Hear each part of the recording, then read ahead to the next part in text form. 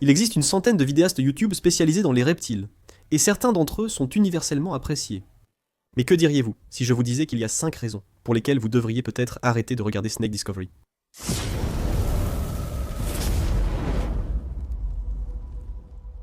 Snake Discovery compte 3 200 000 abonnés ou quelque chose comme ça. Ils sont évidemment très, très populaires, et ils semblent être des personnes très gentilles et authentiques. Mais est-ce vraiment le cas? Y a-t-il autre chose qui se passe avec cette chaîne? Eh bien, voici 5 choses à prendre en compte la prochaine fois que vous regarderez une vidéo de Snake Discovery. Numéro 5. Ils achètent tout ce qu'ils veulent. La plupart des chaînes YouTube se limitent pour un certain ensemble d'espèces. Ils deviennent experts de ces espèces, puis ils en parlent. Toute cette idée que quelqu'un puisse s'asseoir derrière une caméra et parler de plein d'espèces différentes chaque semaine semble vraiment différente de ce que font les autres.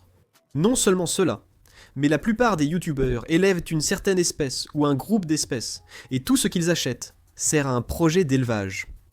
Donc tout ce qu'ils achètent n'est pas pour le plaisir de l'animal, ce qui est la raison pour laquelle nous avons tous commencé, ni pour le montrer à leur public afin qu'ils puissent aussi apprendre et en profiter.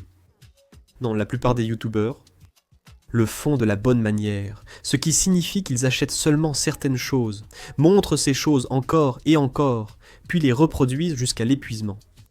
Snake Discovery fait juste un peu tout ce qu'ils veulent. Non seulement ça, mais les choses qu'ils élèvent, ils les vendent beaucoup trop vite. Tu te moques de moi là.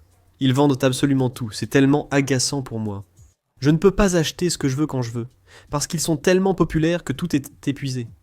Ils font juste trop bien leur travail, ils sont trop appréciés. Et je pense que c'est une raison suffisante pour ne pas regarder Snake Discovery.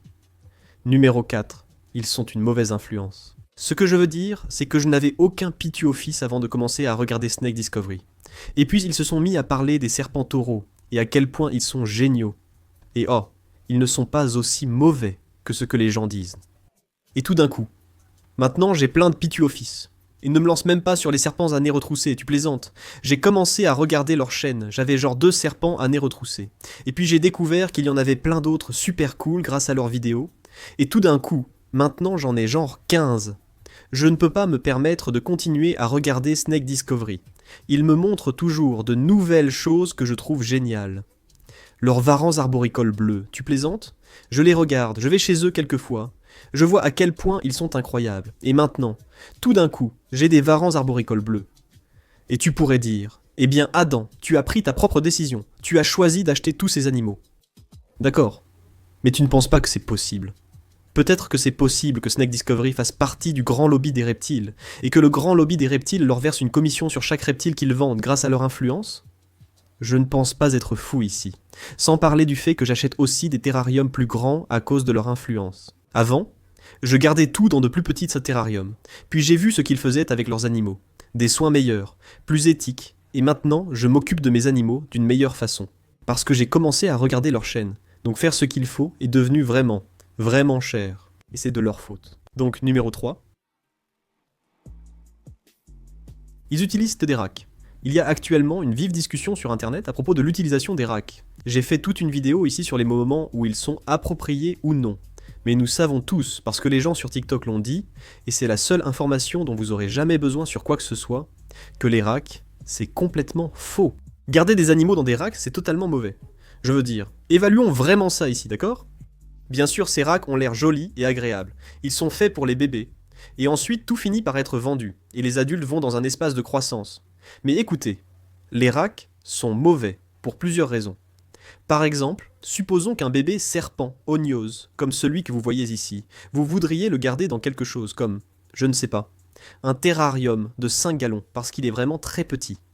Si vous lui donnez un bac dans un rack, qui est en fait plus grand que ce terrarium, et qui le rend plus sécurisé, ce qui est vraiment important quand ce sont des bébés, parce qu'il y a moins de lumière qui entre de tous les côtés, et ils se sentent moins exposés, eh bien, c'est mauvais, parce que optiquement, ça donne une mauvaise impression. Mais regardez ces terrariums. Enfin, je suis désolé, pas des terrariums, je voulais dire des racks. Des bacs qui sont évidemment mauvais. Évidemment mauvais. Et bien sûr, ils ont des fenêtres et le à l'avant, donc c'est pratiquement la même chose qu'un terrarium en verre ou en polychlorure de vinyle, et oui, ça garde très bien l'humidité. Et ils l'aménagent. Il y a plus que juste, vous savez, un bol d'eau et un peu de substrat, ce qu'ils fournissent d'ailleurs. du substrat naturel, et il y a aussi pas mal d'aménagements à l'intérieur.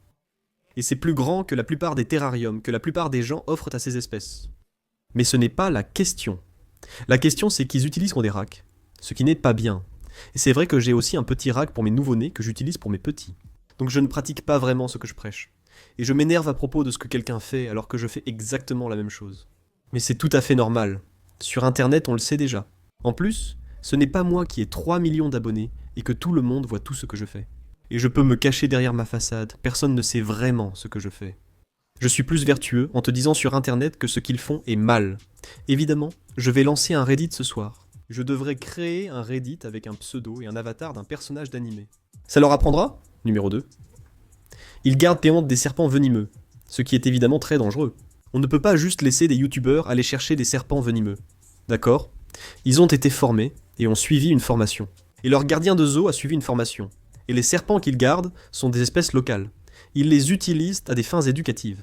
Et c'est un bénéfice net pour tout le monde. Et bien sûr, ils les gardent dans de grands enclos qui, encore une fois, sont fermés au public. Et il n'y a aucun moyen d'y entrer.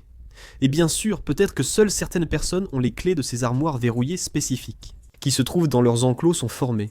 Et personne d'autre n'a accès aux clés. Et il n'y a absolument aucune possibilité que qui que ce soit puisse jamais entrer dans ces endroits. Et bien sûr, ils ne les sortent pas devant les gens et ne les amènent pas à des événements éducatifs. Mais quelqu'un sur TikTok m'a dit que je devrais être en colère contre toute personne qui garde des serpents venimeux. Donc je le suis.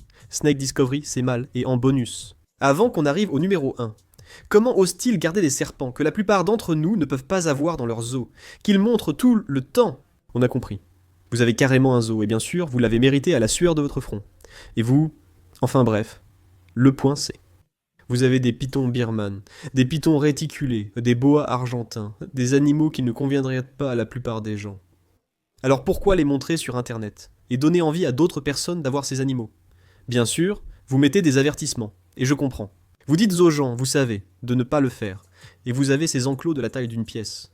Et bien sûr, c'est génial pour nous qui ne pouvons pas garder ces animaux de pouvoir les voir sur internet, et d'avoir l'impression de vivre par procuration à travers vous. Et bien sûr, vous avez aussi du personnel pour s'en occuper, mais je ne peux pas avoir une centaine de reptiles. Alors, comment osez-vous avoir une centaine de reptiles ? Numéro 1. Et la raison numéro 1, c'est cette chose juste là. Le concours de construction d'enclos est truqué. Vous voyez ça, vous remarquez comment il est écrit 2e place. Il n'y a aucune chance que je sois allé là-bas, jusqu'au Minnesota, il y a 3 ans maintenant, et que je n'ai pas gagné. Comment est-ce possible ? Je veux dire, regardez cet enclos. Enfin d'accord. Écoutez, peut-être que ce n'est même pas eux qui font le jugement. Peut-être qu'ils ne jugent même pas du tout. Et ils n'ont absolument aucun mot à dire sur qui gagne. Et c'est vous, les spectateurs, qui avez décidé que Garden State Tortoise avait un meilleur enclos que le mien. Et peut-être que c'est vrai. C'était un meilleur enclos que le mien. Tout simplement plus beau dans l'ensemble. Et plus fonctionnel. Et pour une espèce plus intéressante.